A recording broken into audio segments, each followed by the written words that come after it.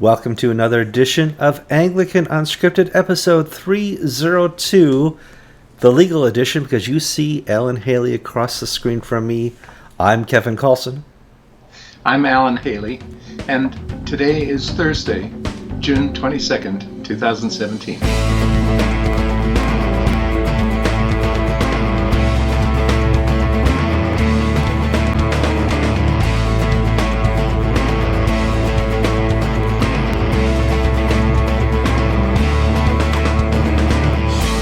Okay, yes, it's been a long time since we've had Alan, but that's because all the court cases seem to have dried up.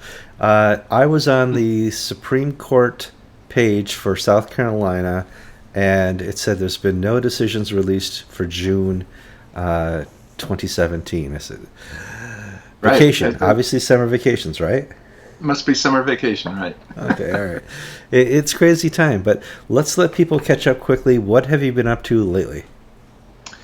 Well, let's see. Apart from the usual law case here and there, it's been following, of course, the things going on from Episcopal Church when I'm no longer a member. I'm just taking a much more long-distance view.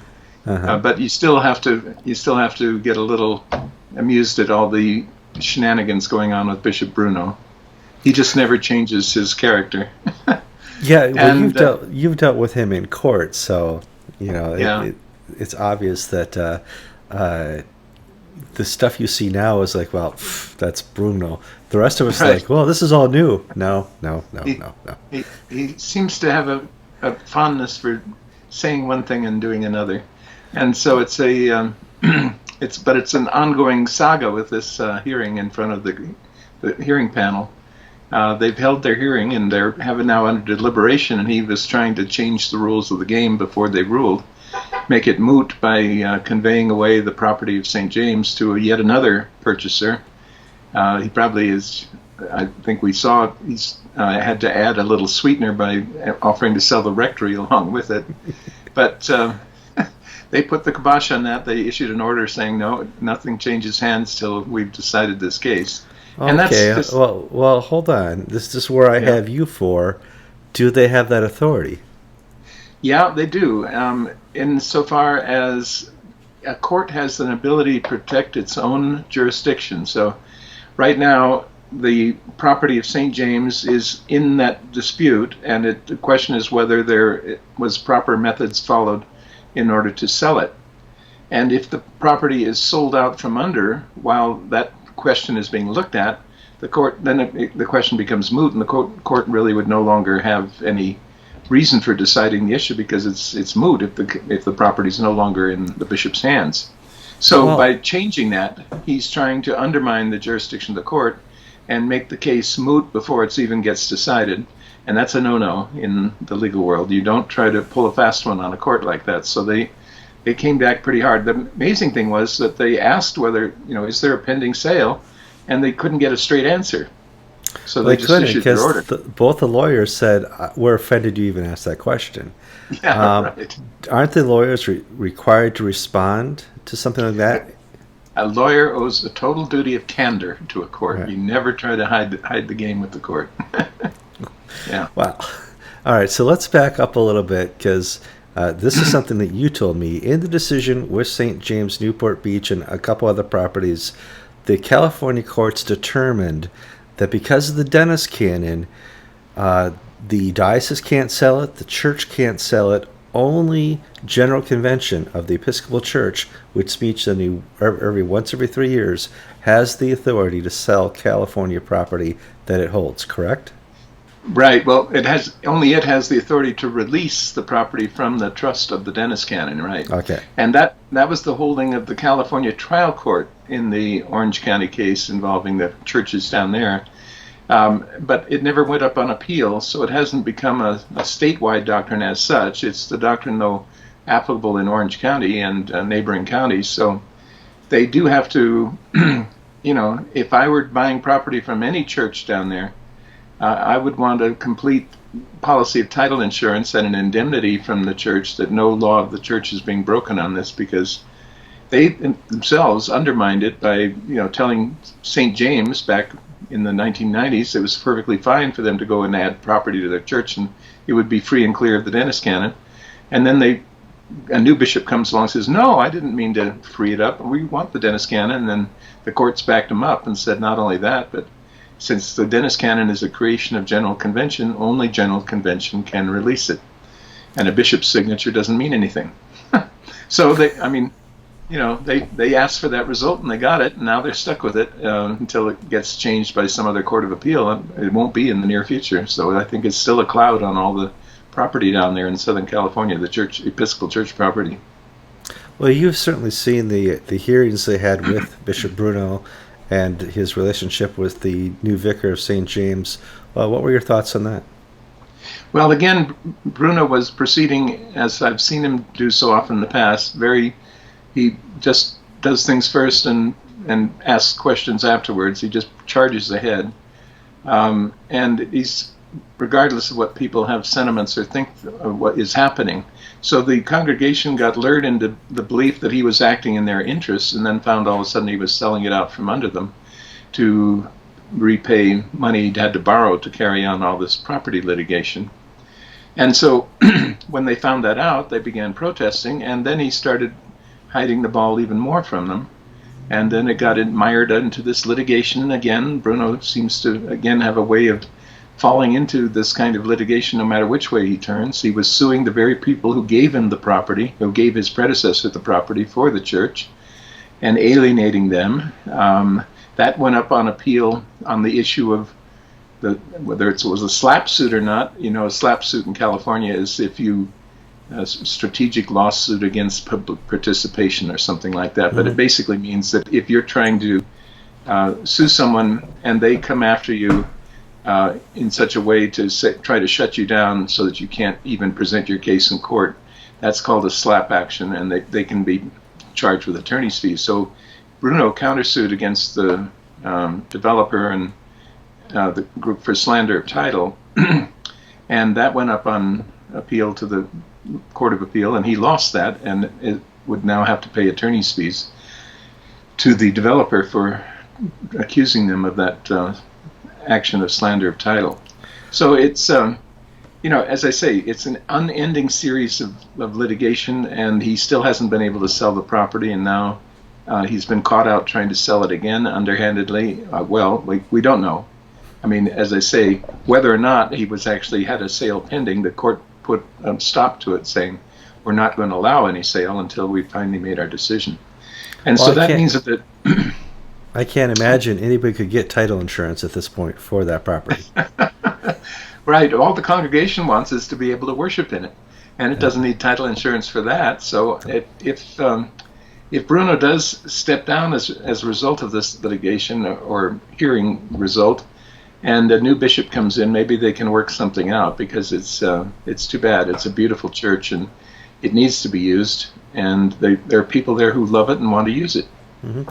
So, and that people of the city of Newport Beach are behind it too. They don't want to see this property turned into a condominium development. No, they don't. Help me out here, because you are the master of all things canon law. What can presiding Bishop Michael Curry do today? Does he have the authority to say, Bishop Bruno, you've been discontinued, step down, or he can't depose him? That takes trial. No, but what can he do? Yeah. Well, he has to wait until there's a judgment from this hearing panel. They can recommend all kinds of discipline, from everything up to deposition, but I doubt that they would go that far.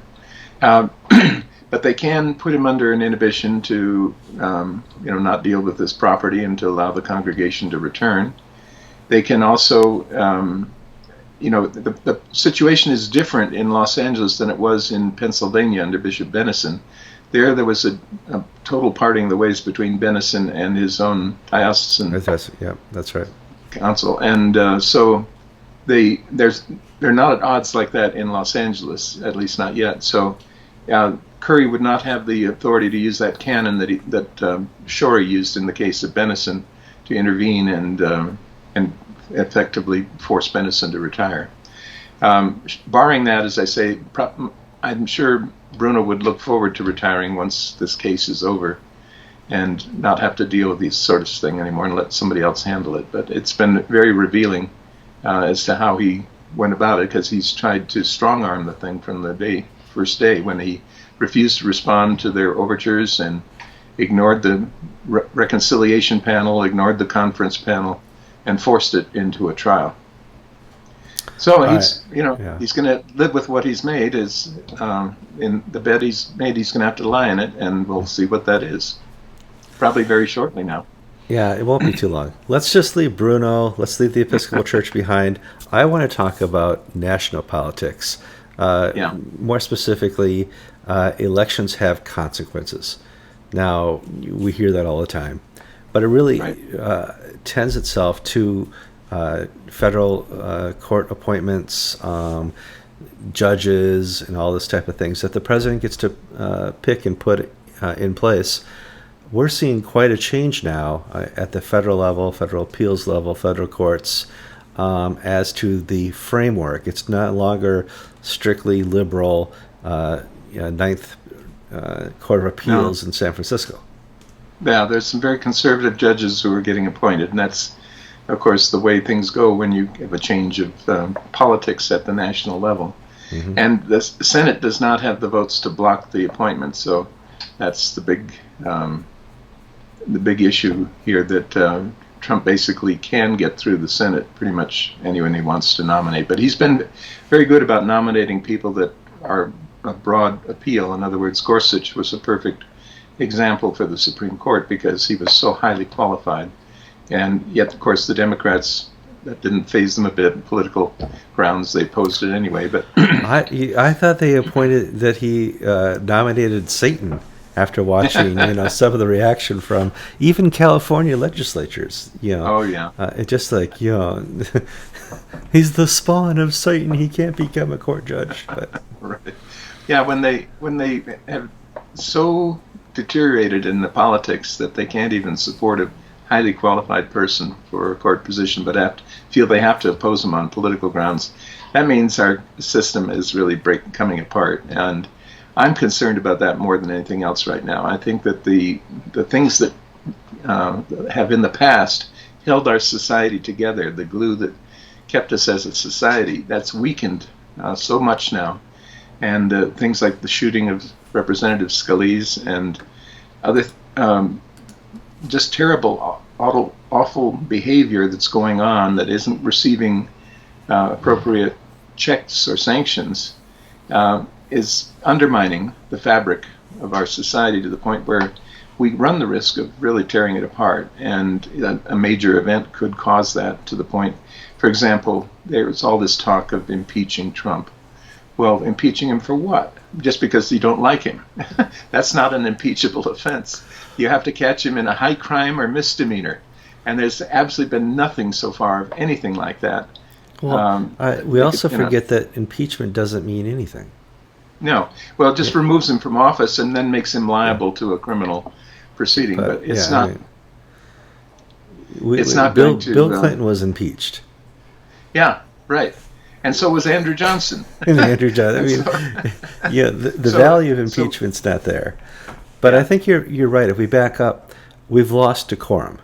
We've lost the ability to talk with somebody who has the opposite opinion of us. We've also fallen victim to 24-hour information cycles.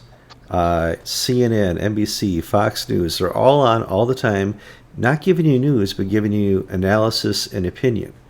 And I think that's further fracturing us. And there's no longer any middle ground analysis anymore that says, no, they're not the spawn of Satan. There's actually a reason they think this way, and they're not your enemy. Right now, everybody is everybody else's enemy. And I'll be honest, Trump's not helping. He's his own worst enemy in all this.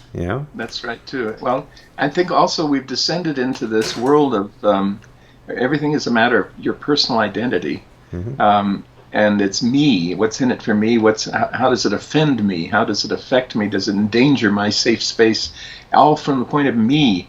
And this is what I would call the atomization of personality down to the point where the only thing you can look at is beyond. You can't get beyond your own personal identity and see your bonds with other people in this country, or people of the similar community even that you're living in, or in the church. I mean, the church has failed us, Kevin. I think it used to be so much a part of the stronger bond that kept society together, and now it's just headed for the high hills.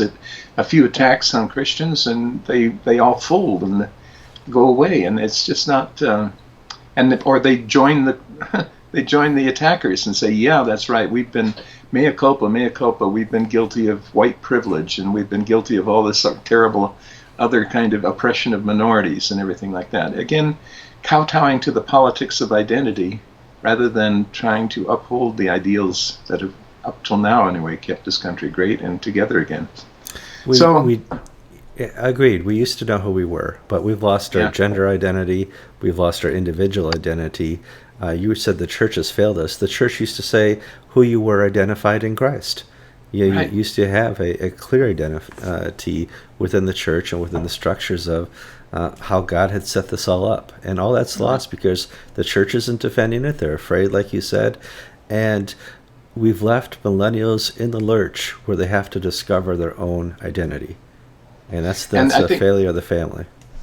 I think also part of it is that the church is lost in this sea of relativism where it's no longer any absolute truth. That is, Jesus is only one way to find God. Who are we to say that that's the only way, the way, the path, and the truth and all that, that other people can find their way to God. So therefore, what relevance is the church in such a multicultural world where there's anybody's view is seen as equivalent to anybody else's, and so therefore the church doesn't take a stand. And so white people say, then why should I bother with the church? It doesn't stand for anything. Yeah, it's the same as secular. Okay, but I want to give some people some legal hope here. There was a decision by the Supreme Court, right? 8-0. Yes. 8-0. That means they all agreed. That means at the end of the day, well, yeah, okay, there was no minority report. There was no dissent. Everybody agreed that hate speech is not a specific way to withhold first speech rights. Yeah, in other words, it's not, the First Amendment has no exception for hate speech. And so in the case of a sports team that wanted to call itself the Slants, and they were Asian, the Copyright and Trademark Office took upon itself to censor that and say, well, that might offend certain people out there, so we won't give you a trademark for that. And the court told the Copyright Trademark Office in no uncertain terms, you have no business putting yourself between the speech that people want to use for their name and people who might perceive that name in some particular way. So I hate to use the word hallelujah when talking about secular courts, but I'm so tempted. That's a good one, right? And because it also means like the Redskins now, the case against them will go away, I would think, and all this other kind of nonsense. Yeah. I mean, middle schools and high schools will never go back to being the Indians, but those teams, the professional teams, the capitalist teams that want to maintain their name, as long as they can survive the media onslaught, have the courts on their side. Or you go to these ridiculously object names like the Colorado Rockies. Yeah, okay, so as though a bunch of mountains can play baseball. Yeah. I remember back in the Huntsville, Alabama, had the Lasers for a basketball team. Yeah, I just, all these things, being equal. Did you expect an 8-0 on this? Actually, that was encouraging because it means that they've been doing some good work on the First Amendment. If they'll keep it up, there is a chance that we can get back to a country that recognizes the ability of people to say things even if we disagree. Now, right now, on the campuses across the country, you're getting these people like at Evergreen that want to say goodbye to professors just because they disagree with what they're saying. And so that's a recipe for a very quick becoming a community ingrown in itself that doesn't look outside, doesn't get any outside points of view. It becomes isolated, and what are you going to learn there? Who would send any child there for an education, given the way they've shown themselves on TV that they are so intolerant they can't even stand to have a professor on the campus and whose views they don't respect? Well, I didn't go to school in the 90s. I went to school in the 80s. I know you were 90s. But to be No, honest, my professors, I went to a liberal college, challenged my ideas, but they did not cast them out. right. I was not sponged from the record and not allowed to speak in class or raise my hand. Kevin, the conservative, was allowed to voice his opinion amongst some very liberal professors at the time. I have to say, I was there at the beginning when SDS took over Harvard in 1967. Wow. And yeah, and at the time it was just seen as a sort of a bunch of kooks, minor disturbance. I had no idea what all of that was going to lead to. I continued to do my classes and studies, and just it was just a bunch of noisy people gathering in a hall and trying to make some sort of ruckus. But it was never seen as the beginning of this huge identity movement that we've gotten into now, where we're fractured into all these thousands and thousands of little identities who all want to be protected and preserved against being offended. Life doesn't work that way. Now, there's been rumors that it's time for you to hang up the hat from your law degree and law practice and move on. Do you got any plans in the future? Yes, yeah, we are gradually going to be. I'm going to be shutting down the law practice as I can, with just a few cases that still have to be carried through on appeal. But I'm taking less and less work, and we bought a trailer, and we're going to go traveling, Kevin, in our autumn days. You're not being fully transparent. You bought an Airstream. An Airstream, yes, right. The best trailer, the best trailer you could possibly buy. That's Right. great. We certainly, of course, you will keep up with your broadcasting agreements, right? I think I'll have to become, instead of the Anglican curmudgeon, I'll be the Airstream curmudgeon. That's and right. We'll see how that goes on. All right. Well, we do look forward to some legal news from South Carolina, Texas. Was there something in Alabama? No, just Texas and South Carolina for the Okay. church cases, right? That's right. Okay. I don't know. I'm getting old. And Bishop Bruno on the other front. That's right. I'm Kevin Carlson, And I'm Alan Haley. and you've been watching episode 302 of Anglican Unscripted.